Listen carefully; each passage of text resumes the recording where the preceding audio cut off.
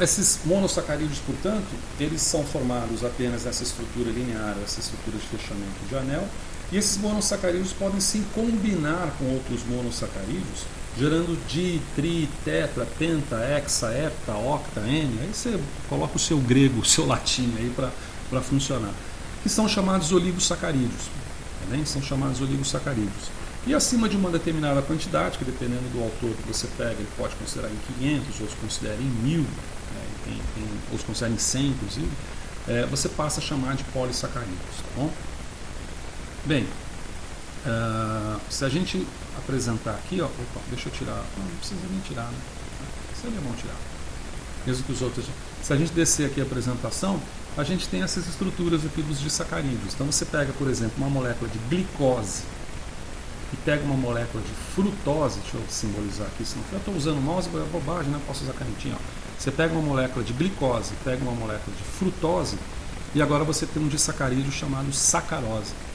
Se a gente for ver o nomezinho desse cara, você vê que é alfa, tá bem? Alfa quer dizer abaixo do plano do papel, não, né? Abaixo do plano do anel, que seria dessa primeira ligação. É do primeiro carbono, ó, o primeiro carbono, que seria esse primeiro carbono aqui, né, o C1, primeiro carbono da glicose, ligado ao segundo carbono, portanto é esse carbono aqui, C2, da frutose. Então a contagem desses carbonos em piranos é feita em sentido horário e a contagem desses carbonos em furanos é feita em sentido anti-horário. Né? Então aqui seria o carbono 1 da frutose e aqui o carbono 2 da frutose. Então você tem essa ligação 1,2, né? Ligação da glicose em alfa com a ligação da frutose, portanto mais próximo do plano em beta. E aí você tem essa estrutura da sacarose. Um outro disacarídeo que é muito famoso é a lactose. Então veja, a lactose você tem beta. Olha aqui você já vê mais ou menos a diferença um pouco. Deixa eu reduzir aqui.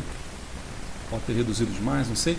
Mas aqui você vê, por exemplo, vou mudar a cor, que a ligação, eu mudei a cor, mas também não sei onde é que está a ponteira. Está aqui, ó. A ligação aqui vem para baixo, né? O que dá essa característica alfa. Ao passo que aqui, ó, a ligação passa aí para cima, né? Você vê que a ligação vem para cima, o que dá essa característica em beta. Tá? A lactose, aí eu vou aumentar um pouquinho, a lactose é formada por uma galactose, deixa eu colocar um cursor que eu enxergue mais ou menos, não, em branco não tem jeito, vamos colocar um cursor em vermelho. Ela é formada por uma molécula de galactose, essas ligações são chamadas ligações oglicosídicas, tá? Oglicosídicas, isso aqui são ligações. Por que oglicosídicas? Porque existem ligações chamadas N-glicosídicas, que é quando o açúcar ele se liga a uma base nitrogenada heterocíclica de DNA e RNA, tá? A grosso modo. Tá bem? Então são chamadas ligações N, que ele vai ligar num grupo amino. E aqui não, aqui está ligado no oxigênio mesmo, então são chamadas ligações oglicosídicas. Então veja que uma molécula de lactose, ou seja, o principal açúcar do leite, é formada do monossacarídeo galactose e do monossacarídeo glicose. Se você acompanhar a ligação química, ambas as contagens no sentido horário, você vai ver que você tem o primeiro carbono aqui, da molécula de galactose, né, em beta, tá, para cima, e você tem essa ligação também aqui para cima, que seria o carbono que a gente pode contar aqui, ó, carbono 1, carbono 2, carbono 3, carbono 4. Por isso que tem essa ligação chamada de beta 1,4, a lactose. Tá certo? Esses dois açúcares eles têm uma particularidade bastante interessante. Tem uma particularidade bem interessante. Um deles é redutor e o outro não é redutor. Então o que é um açúcar redutor? Um açúcar redutor, a grosso modo, deixa eu posicionar aqui. Um açúcar redutor, a grosso modo, mesmo que os outros, eu posso deixar desse jeito. É um açúcar que permite a seguinte reação química abreviada, na qual eu tenho uma molécula, vamos dizer aqui, uma molécula de glicose, tá bem?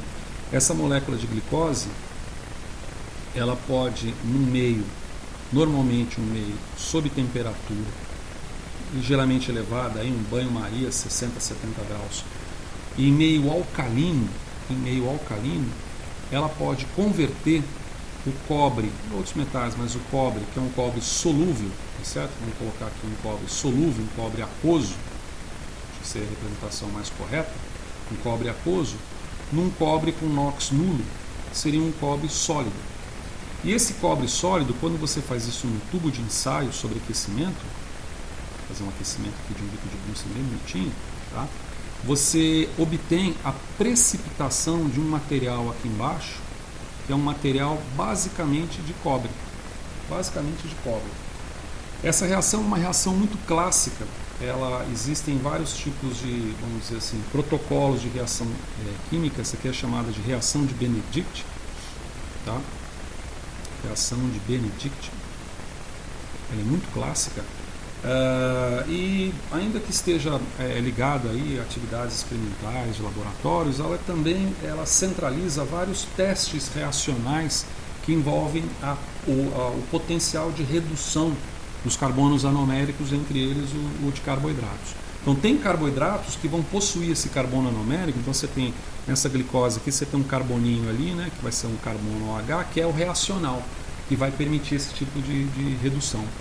E tem outros que não. Vou colocar aqui carboidrato redutor. Carboidrato redutor como título. Carboidrato redutor como título. E tem outros que não.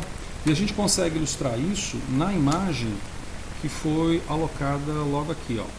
Quer dizer, a lactose, ela é redutora e a sacarose não é redutora. Como que a gente observa isso? Se você observar aqui, a grosso modo, você vai ver que na sacarose, você tem um OH aqui. E na lactose, você também tem um OH aqui. Aqui parece 2, né? E aqui outro. Aqui. Então, assim, como que eu sei que olhando uma estrutura bidimensional em folha de papel, no plano, como é que eu sei se um açúcar é redutor ou não é redutor? É mais difícil mesmo. Então, vamos puxar o J-mol para a gente observar isso. Se a gente pegar como exemplo, agora eu vou ampliar o bichinho aqui. Se nós pegarmos como exemplo de carboidrato a lactose, vamos pegar a lactose aqui, ok? Tá, vamos puxar a lactose para cá. Esse aqui vem pequenininho, eu sempre me dá trabalho de aumentar esse bichinho aqui. E aí aumentar depende muito da capacidade de coordenação motora. Conseguiu. Coordenação motora. Então essa aqui é uma molécula de lactose, bem diferente da imagem postada em livro, né? Bem diferente da imagem postada em livro. Se você observar, ó, como é que a gente verifica que a gente está com uma capacidade redutora dessa lactose? Vamos pegar, igual a gente estava fazendo antes. Você pega aqui um carboidrato qualquer, um ou outro, de tal maneira que você consiga projetar o grupo CH2OH para o lado esquerdo. Então você tem aqui, eu visualizei essa daqui, né, que está aqui mais no plano, certo? Se você observar, o primeiro carbono que sai aqui à direita dela, aqui, ó, esse aqui, ó, está livre, ó, tá vendo? Está livre, está para cima do plano, quer dizer, agora a gente, né, fica difícil representar se está assim ou está assado, né? Mas ele é um carbono livre, ele sai do plano, né? Aliás, esse aqui está parecendo ser alfa, né? Está saindo muito do plano. E ele é o carbono anomérico, é o carbono redutor, é o carbono capaz de realizar a redução do cobre solúvel para cobre insolúvel, por exemplo. Tá certo? Muitos metais conseguem fazer também. Se a gente fizer isso agora para outra estrutura aqui, ó, a outra estrutura do nossa molécula de lactose, que seria essa aqui de beta, olha aqui, ó, o primeiro carbono que vem aqui, né, que é os grupos CH2OH, eu estou apontando o dedo, mas na realidade não tem que apontar o dedo, o negócio é alocado aqui, né? Esse grupo CH2OH, o primeiro carbono está comprometido com uma ligação alfa-1,4 glicosídica, tá vendo? Ó-glicosídica. Então esse carbono está comprometido. Esse carbono é anomérico. Este carbono aqui, que é aquele que aparece lá como OH, ele não é anomérico. Tá? Este carbono é o carbono quiral. E nesse sentido é ele que é o reativo. Mas ele está comprometido, então já deixa de ser reativo. Já esse outro que está aqui em cima, ele está livre para poder reagir. Tá certo? Contra-exemplo disso é o açúcar de cozinha. Então se a gente pegar o açúcar de cozinha, aqui, ó, sacarose, açúcar de cozinha, tá? Essa é a nossa sacarose. Lá vou eu apanhar de novo com esse negócio aqui, ó. Açúcar de cozinha. Se a gente então pegar agora a estrutura da molécula Tá? Pegamos a estrutura da molécula aqui. Ó. Projetar o grupo, vamos pegar a glicose. Né? É uma glicose ligada a uma frutose. Então a gente pega agora a estrutura dessa glicose, CH2. Veja que a ligação, o primeiro carbono, está comprometido na ligação com a frutose. Correto? Está comprometido.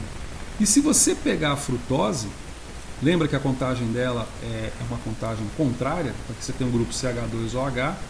Se você pegar o primeiro carbono aqui, ó, da frutose, ele também está comprometido na ligação. Tá certo? Aliás, o segundo carbono, né? O primeiro carbono vem de cá, aqui vai ser o segundo carbono. Ele está comprometido na ligação, quer dizer, do anel ao carbono anomérico, o carbono quiral, está comprometido com a ligação. Então, o fato desses carbonos estarem comprometidos, tanto da glicose quanto da frutose, que se fossem monossacarídeos seriam reativos, como disacarídeos deixam de ser reativos. Tá certo? E aí você tem açúcares não redutores. Então, açúcar redutor é aquele que vai ter uma extremidade do carbono quiral livre para poder reagir.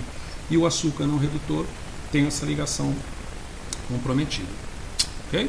A partir daí você pode formar oligômeros maiores, 3, 4, 5, 6, 7, inclusive polímeros.